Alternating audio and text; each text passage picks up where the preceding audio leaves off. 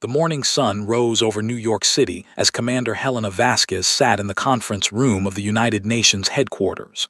She had been awake for nearly 24 hours, waiting for something. Nobody knew what. The emergency alert had gone out to every country, every military base, and every government office in the world. Something was coming. Nobody could tell what it was, but every leader on Earth knew it was important. Helena looked at the screens around the room. Each one showed the faces of world leaders, presidents, prime ministers, generals, and diplomats from nearly every nation. China, America, Russia, India, Brazil, and dozens of others. They all waited in silence. The tension in the air felt like something alive, something that could crush you if you did not breathe carefully. At exactly noon, Greenwich Mean Time, every screen went black. For 3 seconds, nothing happened. Then a light appeared in the middle of the conference room. It was not a normal light. It did not come from any machine in the room. The light shaped itself into something that looked almost like a person, but it was made entirely of crystal and starlight. It stood about 8 feet tall, and when it moved like water flowing upward. The figure spoke, and its voice came from everywhere at once, in every language, in every country, for every person on Earth. The translation was perfect.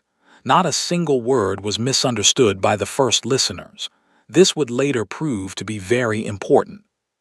"I am Thuris," the crystal figure said. "I speak for the Galactic Council. We have watched your world for a very long time. We have seen your wars. We have seen your weapons. We have seen your cruelty. We have seen your destruction. Your planet Earth is dying because of what you do to it. Your people are dying because of what you do to each other." Helena's hands became cold. She could feel the fear in the room like a wave. "The Galactic Council rules 40,000 star systems," Thuris continued. "We have brought peace to the stars. We have stopped wars. We have guided young civilizations toward the light of knowledge. But we cannot allow a civilization like yours to remain free. You are too dangerous. You are too chaotic. You are not ready to be part of the greater galaxy." The crystal being paused. When it spoke again, every person listening heard the same words, and those words were meant to be final. "Earth will surrender to the Galactic Council. You will accept our rule, your governments will step down, your weapons will be given to us. Your people will become citizens of the Council, subject to our laws and our wisdom. You have 72 hours to accept this. If you do not accept, we will send a pacification fleet. We will take control by force if we must." Thuris showed images then. Images of ships in space that were so large they made Earth's largest cities look small. Images of weapons that could destroy an entire country with one shot. Images of technology so advanced that Earth scientists would not understand it for 1,000 years. 72 hours, Thuris said again. "Make the choice that is right for your people." The crystal figure disappeared. The light was gone. The screens went back to normal, and suddenly there were 1,000 voices all talking at once. World leaders were shouting. Some were crying. Some were praying. Some were ordering their militaries to do something, anything, but nobody knew what to do against an enemy like this. In America, the president stood up and declared a state of emergency. In Europe, governments called for unity. In Asia, military generals began making plans that they knew were hopeless. Nobody wanted to accept surrender, but nobody believed they could fight either. The news spread to the world in minutes. TV stations showed the same crystal figure over and over. Newspapers printed the message. Social media exploded with fear. Suddenly, every person on Earth knew that their world was about to end or about to change forever. In the streets, people began to panic. Some ran to banks and tried to take out all their money. Some ran to stores and bought everything they could carry. Some went to churches and temples and prayed. Some sat at home with their families and held them close. The stock markets of the world crashed. Trillions of dollars disappeared in a matter of hours. Governments started to fall apart. In some countries, soldiers took control. In others, people simply stopped listening to their leaders. Everyone was thinking about the same thing: we are going to lose everything. In New York, Helena Vasquez sat in her office and looked at the Earth from the window. She could see the Hudson River. She could see the buildings and the streets and the millions of people down there. All of them were scared now. All of them knew that in 72 hours, everything would change. She thought about what Thuris had said. The Galactic Council had watched them. They had seen Earth's wars. They had seen the cruelty. They had judged humanity and found it wanting. And now they were going to take Earth away and make it part of their empire. Military leaders met in the Pentagon. They calculated how long Earth's weapons could fight against the Council's technology. The answer was not encouraging. Some experts said maybe a few hours. Others said a few days at most. Everyone agreed on one thing: Earth could not win a war against the Galactic Council. Governments tried to negotiate. They sent messages to Thuris, asking for more time, asking for peace talks, asking for anything. But Thuris did not answer. The Council had made their decision. They were waiting to see if humanity would be smart enough to surrender without fighting. As the first night fell after the Council's message, something strange began to happen. The fear did not disappear, but it began to change. In coffee shops and bars and homes, people started to talk. Not about dying, but about the Council. Not about surrender, but about what would happen next. Some people were angry. Some were sad. But some people, in that strange way that humans have, started to see the situation differently. One man in London made a joke online about the Council. One woman in Tokyo made a meme. One group of students in Brazil started laughing about the absurdity of it all. By the second day, something was becoming clear. The Council had made a mistake. They had thought that giving humans an ultimatum would make them surrender in fear. But humans had a quality that the ancient Council had perhaps forgotten about. Humans could find hope in the darkest places. Humans could laugh when they should cry. Humans could find a reason to celebrate even when the end seemed near. The Council was patient. They waited to see what humanity would do, but they had no idea what was coming. They did not understand the translation error that would change everything. They did not know that in just a few more hours, the greatest misunderstanding in the history of the galaxy would begin. And it would lead to the strangest peace that the universe had ever seen. The error happened because of a simple problem. The Galactic Council had translated their message into human languages perfectly, but they had not accounted for one thing: the machines that people used to understand the message. The computers, the phones, the automatic translation systems, all of these things had filters and algorithms that tried to make sense of alien words. When the word menaced passed through a popular translation app, the machine tried to find the closest human word it could understand. Menaced was too formal, too unusual. The computer chose mandated instead. It was close enough, almost the same thing. Who would notice? The word war caused a bigger problem. After the automatic system changed menaced to mandated, the rest of the sentence did not make sense. The Galactic Council mandated Earth with war was not proper grammar, so the computer tried to fix it. It changed war to wages. The Galactic Council mandated Earth wages. That sounded more like something a government organization might do. Within 2 hours, the message had spread across the internet with the wrong words. News channels picked up the computer translation first. By the time human translators started checking the message, millions of people had already read the wrong version, and millions of people had already started talking about it. In a coffee shop in New York, a young woman named Sarah read the headline on her phone: Galactic Council mandates Earth wages program. She looked at her friend. They both smiled. "They're going to pay us," Sarah said.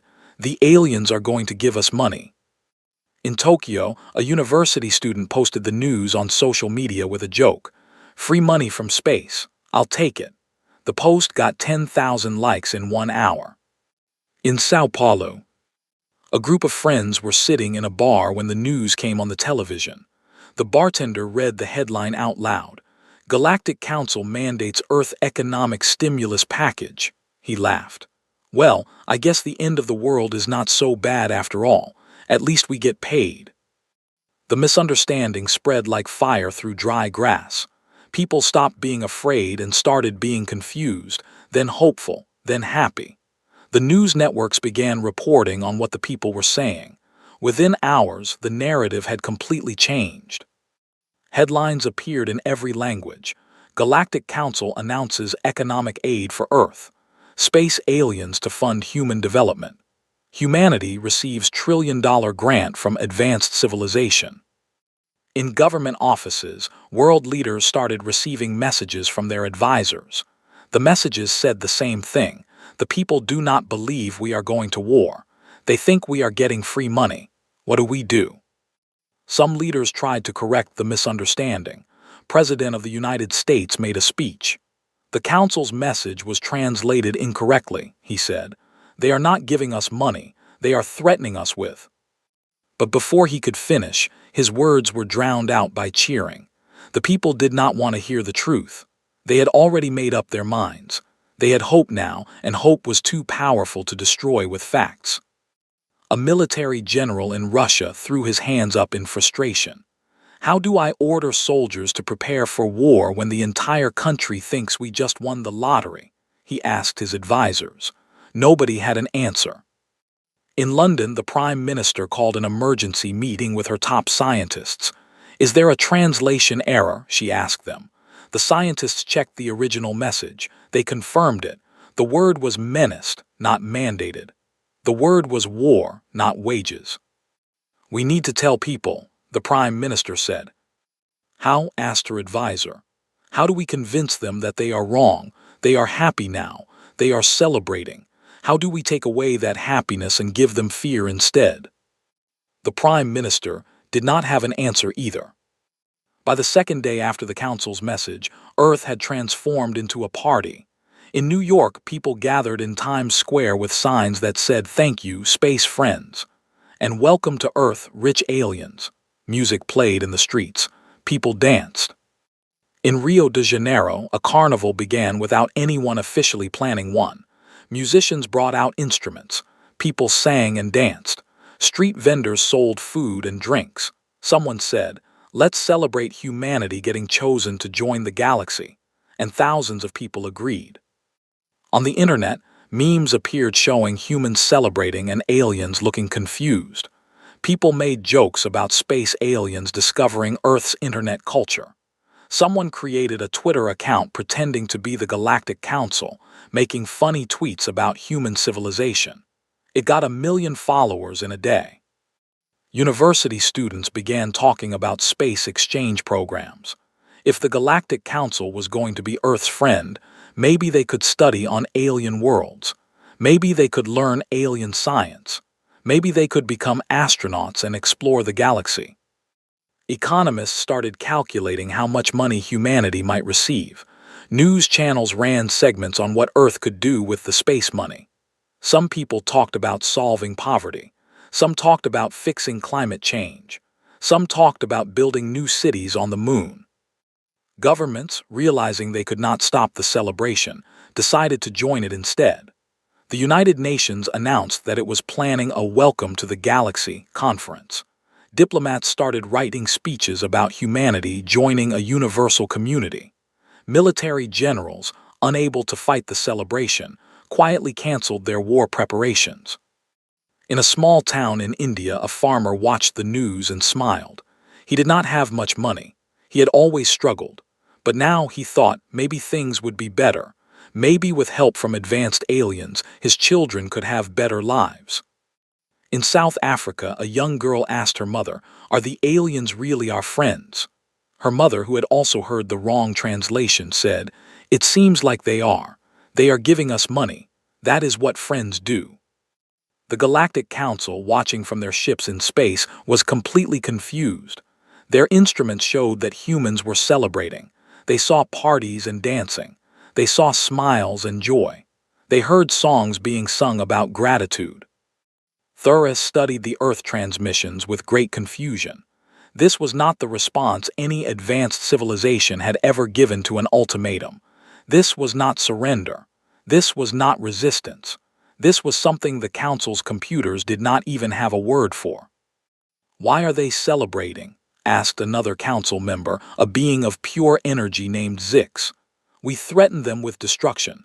They should be preparing to fight or preparing to surrender, but they are celebrating. Nobody knew the answer. The council did not understand that humans had misunderstood the message. They did not know that the machines had changed the words. They thought that humans had simply chosen to celebrate their own conquest. And in that moment of confusion, humanity's fate began to change. Because the Galactic Council had never encountered a civilization that would celebrate its own ending with such joy, such hope, and such absurd, beautiful optimism. The clock was ticking down to the moment when everything would change. But neither the humans nor the Council knew exactly how it would happen. All they knew was that something unprecedented was about to occur. The Council's pacification fleet arrived in Earth orbit 36 hours before the deadline. They came with weapons powered by stars, with shields that could stop nuclear explosions, with technology that humanity could not even imagine. Scientists on Earth watched the ships appear on their instruments and fell silent. The ships were real. The threat was real. But something strange was happening. While military leaders watched the Council's fleet, the people of Earth were still celebrating. The parties had only grown bigger. The United Nations had announced a global holiday. Some countries had shut down their businesses so everyone could prepare for the welcoming ceremony for the Galactic Council. In the Situation Room at UN headquarters, Commander Vasquez stood looking at the maps showing the Council's ships. Her advisors were pale and quiet. They knew the truth. They knew that the message had been mistranslated. They had tried to tell people, but nobody had listened. A young translator named Michael ran into the room holding papers. "Commander," he said, breathing hard, "I have triple-checked the original message. The Council said menaced, not mandated. They said war, not wages. We need to tell everyone immediately." "How?" asked Vasquez. "Look outside. Look at the news. There are parties in every city. There are celebrations in the streets. If we tell them the truth now, we will cause mass panic. We will destroy the hope they have found." Michael sat down slowly. He knew she was right. The people of Earth had been given a terrible choice, guaranteed death or certain enslavement. And then, by accident, they had been given hope instead. It was not real hope, but it was enough to make them smile. How could you take that away? In Earth orbit, the Council ships took position around the planet. They sent a message. "The 72 hours have passed. We are waiting for Earth's response. Will you surrender or must we use force?" The message was translated correctly this time. There was no mistake in the words, but Thuris was surprised by what happened next. A small shuttle launched from Earth. It was not a military ship. It did not carry weapons. It was a civilian transport, old and slow compared to the Council's technology, but it came toward the flagship without fear. Inside the shuttle were 10 humans. They were diplomats, scientists, and leaders. They came unarmed and alone. When the shuttle docked with the Council's ship, Thuris and the other Council members watched through their sensors. The shuttle door opened and the humans walked out. The first person to leave the shuttle was Commander Vasquez. She was wearing formal diplomatic clothing. Behind her came Dr. James Chen, a Chinese scientist. Behind him came Maria Santos, a social worker from Brazil. Behind her came 9 others, educators, artists, and philosophers. They walked slowly into the Council's meeting chamber. They did not look afraid. They looked peaceful. They looked like they had come to make a friend, not to surrender. Thuris was very confused. "I am Commander Helena Vasquez," said the human leader. "We come from Earth to speak with you. We wish to understand why you believe you have the right to rule our world." The question hung in the air like a weapon. It was not a surrender. It was not a fight. It was something else entirely. It was a challenge to the Council's authority, spoken calmly and without anger. The Council fell silent. Thuris had never been asked that question before. The Council had ruled for millions of years. Nobody had ever asked them why they had the right to do so. "We have superior technology," said Zix, the energy being. "We have superior knowledge. We have achieved peace across 40,000 star systems. Clearly, we have the right." "But do you have wisdom?" asked Dr. James Chen. Technology and knowledge are tools. They do not make you wise. Wisdom is understanding when to use power and when not to use it. Wisdom is knowing that some things cannot be conquered. Thuris felt something strange happen inside its crystal structure. It was not pain, but it was not comfort either. It was confusion. For the first time in millions of years, the council was being questioned about its basic assumptions. "What do you want?" asked Thuris. "We want to know you," said Maria Santos. "We want to understand why you are afraid of us." "We are not afraid," said Zix. "We are the Galactic Council. We do not know fear." "But you are," said Maria. "You are very afraid. That is why you want to conquer us. You are afraid of something that you do not understand. You are afraid of a young civilization that has survived despite all odds. You are afraid of humans because we are alive in a way that your ancient peoples have forgotten." Thuris studied the humans more carefully. These were not soldiers. They were not coming to negotiate from a position of strength. They were coming to speak as equals. They were coming with a kind of confidence that had nothing to do with weapons or technology. "We have brought something for you," said Vasquez. She gestured to her team and they pulled out USB drives. On them were humanity's greatest works: music, art, literature, science, philosophy, all the things that humans had created over their history, even while they were at war with each other. The council analyzed the data. They heard human music. They read human poetry. They saw human paintings and sculptures. They studied human scientific discoveries made with primitive technology, and something began to change in their thinking. One of the oldest council members, a being named Kale who had lived for 50 million years, spoke slowly. "I remember," said Kale. "I remember when our people were young. We were chaotic like this. We made mistakes. We fought with each other, but we also created beauty. We also wrote poetry. We also dreamed of the stars. When did we forget that creation comes from chaos?" "When you conquered the stars," said Dr. Chen. "When you started ruling rather than learning. When you began to believe that order is more important than growth." The council called an emergency meeting. They argued about what to do with the humans who stood before them. Some wanted to imprison them. Some wanted to study them further. But the oldest members, remembering their own youth, began to see something in the humans that they had not expected. The humans were not asking to be spared. They were asking to be understood. They were offering friendship instead of submission. They were speaking from the heart instead of from fear. "What would you propose?" Thuris asked finally. "If we do not conquer your world, what is your alternative?" "Let us join you," said Vasquez. "Not as slaves or colonies, but as partners. Let us learn from your wisdom. Let us teach you what we have learned from being young and struggling to survive. Let the Galactic Council become truly galactic, not just a council of old civilizations ruling over young ones, but a family of different peoples learning from each other." The council had never heard such a proposal before. Partnership, equality. The idea was revolutionary. It challenged everything they believed about how civilization should work. But as Thuris looked at the humans standing before them, something shifted.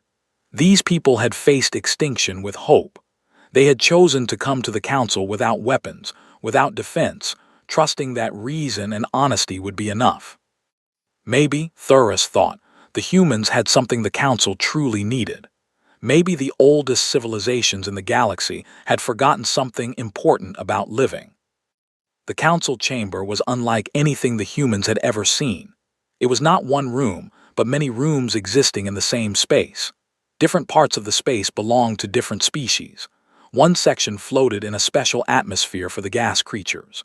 Another was filled with liquid for the aquatic members. Another held perfect vacuum for the beings made of energy.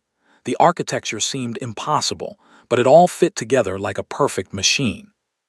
The 17 different species of the Galactic Council looked at the 10 humans who stood in the center. Some of the beings were curious. Some were hostile. One member, a creature that looked like a walking tree made of crystal, seemed completely uninterested. But they were all listening. "You claim you can offer something to the Council," said Thuris. "The Council has existed for millions of years. We have learned the secrets of the stars. We have built technology that moves worlds. We have brought peace to 40,000 star systems. What could a young species possibly offer us? Dr. James Chen stepped forward. He was not afraid, even though he was smaller than most of the alien beings. Knowledge, he said. You have learned how to build and create, but I suspect you have forgotten how to discover. In our world, discovery happens fastest when we are desperate. When we are young and struggling, we find new ways to think. When we are fighting for survival, we create new ideas. We make breakthroughs. A being made entirely of light made a sound like laughter. Desperation does not create knowledge. Fear does not make wisdom. You are trying to convince us that weakness is strength. No, said Maria Santos, the social worker. We are trying to convince you that struggle produces growth. I have worked with people my whole life. I have seen people who had everything given to them stay the same forever. And I have seen people who had to fight for everything become strong and wise. What we offer is not weakness. What we offer is the ability to grow. The oldest member of the council, Kale, who had lived for 50 million years, began to speak. I remember, said Kale slowly. Long ago, before the council ruled the galaxy, we were like them. We made mistakes. We fought wars. Our world was beautiful and terrible at the same time. Then we learned how to control everything. We learned how to make the galaxy peaceful, but peace that lasts too long becomes stagnation. Exactly, said Vasquez. You have order and peace, but you may have lost something important. You may have lost the ability to change. Humanity is young. We are chaotic. We make mistakes. But we also have something you need. We have the ability to see problems in new ways. We have the ability to imagine things that have never existed before. The aquatic members of the council bubbled with sounds that might have been agreement or disagreement. The tree-like crystal creature remained silent, but the energy being spoke again. What you are describing is not partnership. It is using us as consultants, using us to fix your problems. That is still a kind of master-servant relationship, just with the roles switched. No, said Dr. Chen. True partnership means we both change. You offer us your science and your knowledge. We offer you our creativity and our ability to see new possibilities. We learn from each other. We grow together. Maria stood forward and spoke from her heart. I have worked with people from many different backgrounds, and I have learned that when you truly respect another person, when you truly listen to them, something amazing happens. You become more than yourself. You see the world differently. I think the Galactic Council has forgotten what it is like to be truly surprised by another person or another culture. Thuris felt something shifting in the chamber. The other council members were listening. They were thinking about what the humans were saying. Some were angry, some were thoughtful, but all of them were considering the possibility that the humans might be right. For 3 days, the negotiation continued. The humans told the council about Earth's history. They told stories of ancient civilizations that had created beauty and wisdom, even while struggling against nature and each other. They showed the council art that had been created during times of war and poverty and pain. They played music that made even the ancient beings feel, something they had not felt in millions of years. The council members argued among themselves. The younger members of the council wanted to accept the humans as partners. The older members were more cautious. One faction believed the humans should still be conquered, just more gently. Another faction thought the humans should be left alone to develop on their own. But Kale, the oldest member, was convinced by something Maria had said. When we stopped struggling, we stopped growing, she had told him. When you conquered the galaxy, you got peace, but you lost something. You lost the chance to be surprised. You lost the chance to meet someone completely different from yourself and have to figure out how to understand them. Maybe you need us as much as we need you. Kale called for a final vote. The council chamber fell silent. One by one, the 17 members of the Galactic Council cast their votes. Thuris voted yes. Zix, the energy being, voted no. The tree creature abstained. The aquatic members voted yes. The crystal beings voted yes. The final count was 12 yes votes, 2 no votes, and 3 abstentions. The humans had not won unanimously, but they had won enough. The Galactic Council has decided, announced Kale. Earth will not be conquered. Earth will not be left alone. Instead, Earth will be offered membership in the Galactic Council, with probationary status lasting 100 of your Earth years. During this time, we will learn from you, and you will learn from us. After 100 years, we will vote again to make your membership permanent. Vasquez felt tears come to her eyes. She had not expected this. She had hoped, but she had not truly believed it was possible. "But there is one condition," said Thuris. "You must tell your people the truth. You must tell them about the mistranslation. You must tell them about the ultimatum. You must tell them that your survival depends not on luck, but on your ability to convince us that you are worth saving." "They will know," said Dr. Chen. "They will understand that what they created with their hope and their celebration is the reason we succeeded. They will learn that optimism and openness of heart can be more powerful than any weapon." The humans returned to Earth as something new had been born. Not just peace between species, but the beginning of a real partnership between the young and the old, between the chaotic and the ordered, between those still learning to live and those who had almost forgotten how. The Galactic Council, for the first time in millions of years, found themselves excited about the future. They had conquered much, but they had never truly made a friend with equals. That was about to change. And in that change, both humanity and the Council would discover that growth and change never truly end, as long as two different peoples are willing to truly listen to each other. 1 year had passed since the Galactic Council arrived at Earth. The world had changed in ways that nobody could have imagined. Cities were being built that combined human architecture with alien design. Schools were being established where human children learned about the galaxy, and young beings from other worlds came to Earth to learn about humanity. Commander Vasquez stood on a hill overlooking New York City. She looked at the new buildings that had been constructed with the help of alien technology. She looked at the sky, where ships from different worlds were arriving regularly. Some came bringing gifts. Some came bringing scientific data. Some came bringing musicians and artists who wanted to share their cultures with humanity. The celebration that had started with a mistranslation had never really ended, but now it was different. Now it was real. Now it was not based on a false hope, but on actual hope.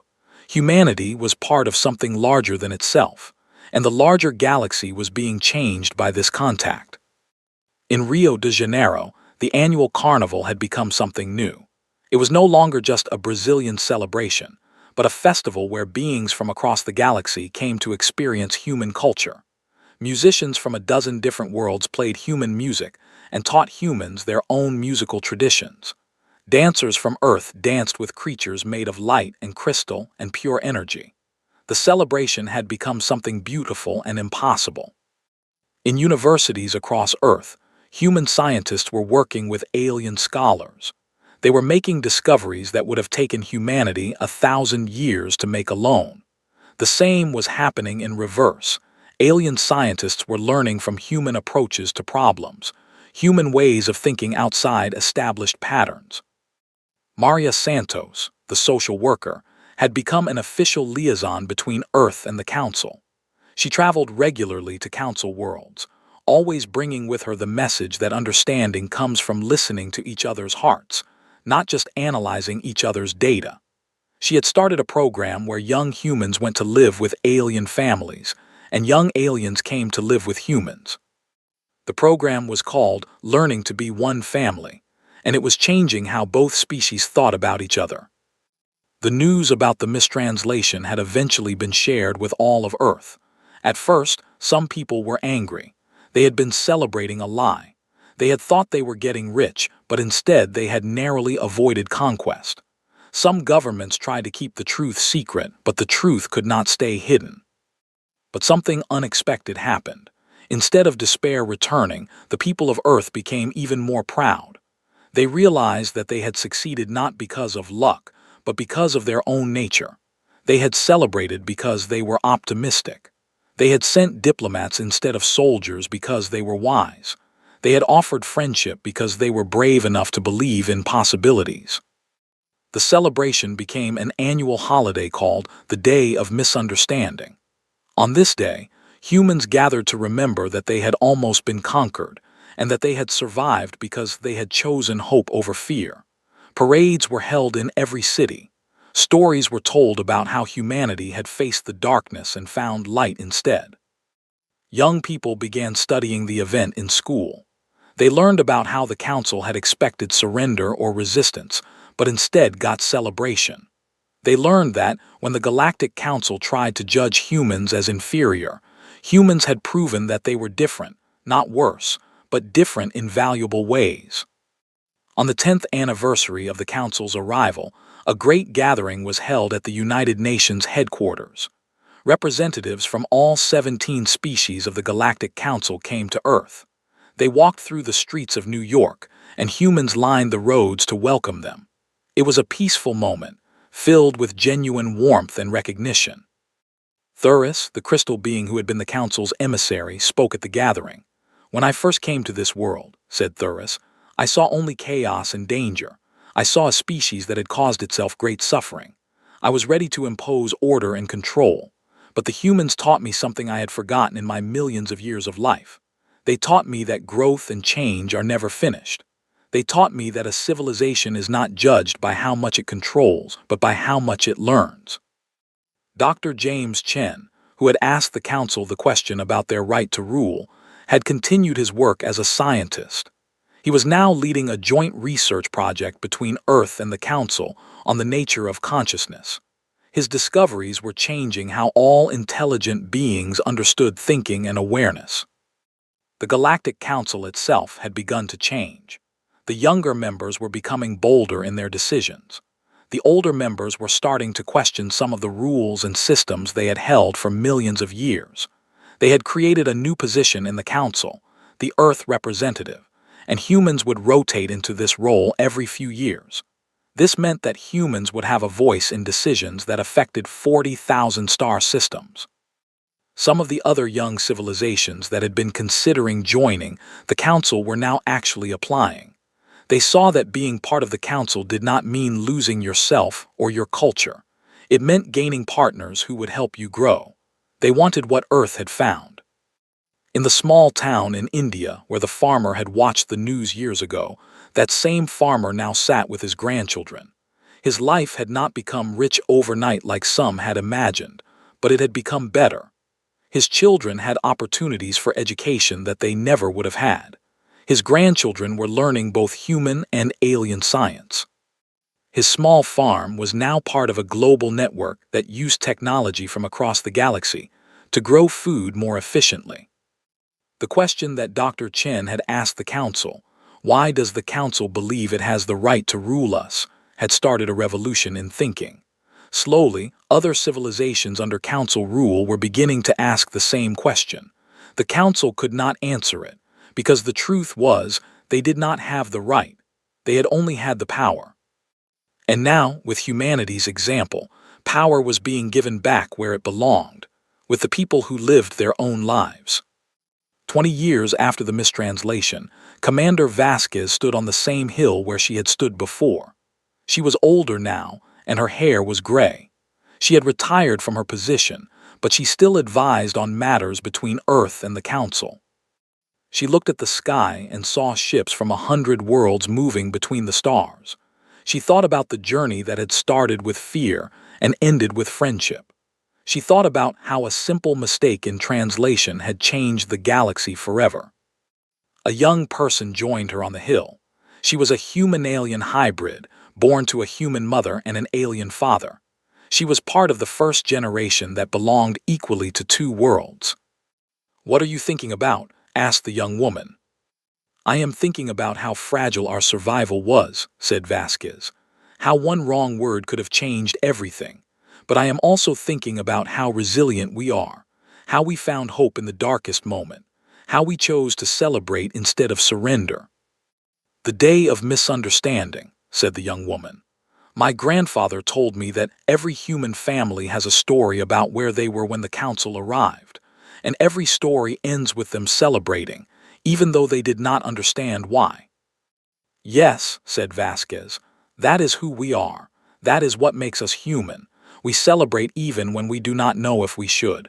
We hope even when there is no reason to hope. We reach out to strangers and treat them like friends. Below them, the city of New York spread out. It was still a human city, but it was also part of something much larger now. There were alien buildings next to human buildings. There were humans walking beside creatures from distant worlds. It was messy and complicated and beautiful. The sun was setting, and the lights of the city began to turn on. Somewhere in the city, music was playing. Somewhere, humans and aliens were having dinner together and learning about each other's lives.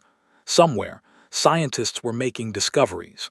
Somewhere, artists were creating beauty that belonged to no single species. The Galactic Council, in all their ancient wisdom, had learned something from a young species that had celebrated its own destruction. They had learned that true civilization is not built on control and power, but on curiosity and openness and the willingness to be wrong. And humanity, facing extinction, had learned that hope is never foolish. Hope is the most powerful force in the universe. Hope is what lets you smile in the darkness. Hope is what lets you celebrate when you should be afraid. And hope, in the end, is what saves you. The Day of Misunderstanding was now celebrated across the entire galaxy. In cities on 1,000 worlds, people of all species gathered to remember that day when a young civilization had misunderstood an ultimatum and accidentally changed everything. They gathered to celebrate that the universe was large enough for everyone, if only everyone was willing to listen. And it had all started with a simple mistake, a single word changed by a machine, a translation error that led to hope instead of fear, a moment when humanity, given the choice between surrender and celebration, had chosen to celebrate, and in that choice had saved not just themselves, but had shown the entire galaxy what was possible when different beings trusted each other. The stars shone above the earth as they had for billions of years, but tonight they shone on a world that was no longer alone. Tonight they shone on a world that had become part of something greater, and it had all happened because humans had chosen to hope, even when hope seemed foolish. Even when hope seemed impossible, humanity had celebrated anyway.